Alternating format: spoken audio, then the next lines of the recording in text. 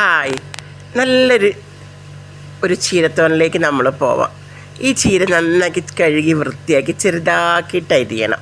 ചീര ഒരിക്കലും അരിഞ്ഞിട്ട് കഴുകാൻ പാടില്ല, പിന്നെ പോഷകങ്ങളൊക്കെ നഷ്ടപ്പെട്ടു പോകും.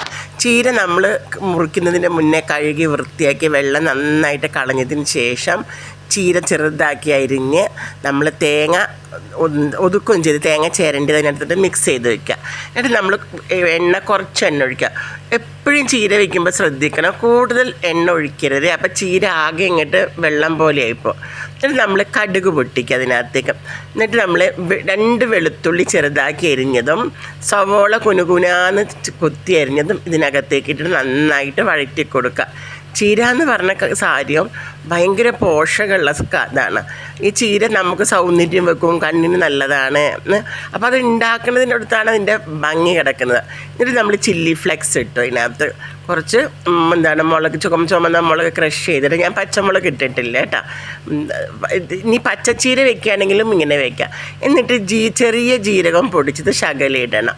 എന്നിട്ട് നന്നായിട്ട് മിക്സ് ചെയ്യണം. മിക്സ് ചെയ്തിട്ട് അതിൻ്റെ പച്ച ചുവ മാറണം കേട്ടോ. എന്നിട്ട് നമ്മൾ അരിഞ്ഞ് വെച്ചിരിക്കുന്ന ഈ ചീര ഇതിനകത്തോട്ട് ഇട്ട് കൊടുക്കണം. എന്നിട്ട് കുറച്ച് നേരം തുറന്ന് വേവിക്കണം കേട്ടോ. അടച്ച് വയ്ക്കുമ്പോൾ വെള്ളം ഇങ്ങനെ വരും.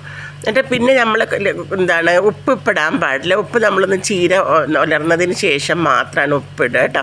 അപ്പോഴേ നമുക്ക്, അല്ലെങ്കിൽ ഇപ്പം തന്നെ ഉപ്പിട്ട് ചിലപ്പോൾ ഉപ്പിൻ്റെ അംശം കൂടിപ്പോകും. അപ്പോൾ ചീര ഉണ്ടാക്കുമ്പോൾ വളരെയധികം ശ്രദ്ധിക്കണം. ഇത് വിട്ട് നിൽക്കണം.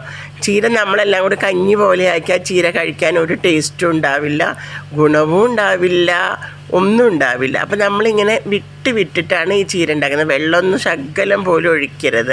എന്നിട്ട് നമ്മൾ തന്നെ ഇപ്പോഴാണ് ഉപ്പിട്ടത്. ചീര ഒന്ന് വെന്തതിന് ശേഷമാണ് ഉപ്പിട്ടത്.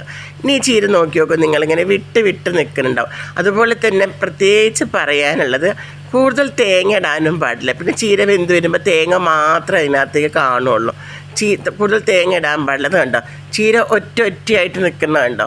ഇങ്ങനെയാണ് ചീര ശരിക്കും തോരൻ ഉണ്ടാക്കേണ്ടത്. ഇങ്ങനെ നിങ്ങളൊന്ന് ഉണ്ടാക്കി നോക്കൂ. ചീര കുറച്ച് എണ്ണ ഒഴിക്കുക, തേങ്ങ ഇതാക്കുക. എന്നിട്ട് നമ്മളിങ്ങനെ വെക്കുന്ന സമയത്ത് ആ ചീരയ്ക്ക് ഒരു പ്രത്യേക ടേസ്റ്റാണ് ഇതിന്. ഇതൊന്ന് നിങ്ങൾ ഉണ്ടാക്കി നോക്കുമ്പോൾ ഇതിന് ടേസ്റ്റ് അറിയാൻ പറ്റും. അപ്പോൾ എല്ലാവരും ഈ ചീരത്തോരൻ ഓടിപ്പോയിട്ട് ചീര വാങ്ങിക്കോളൂ.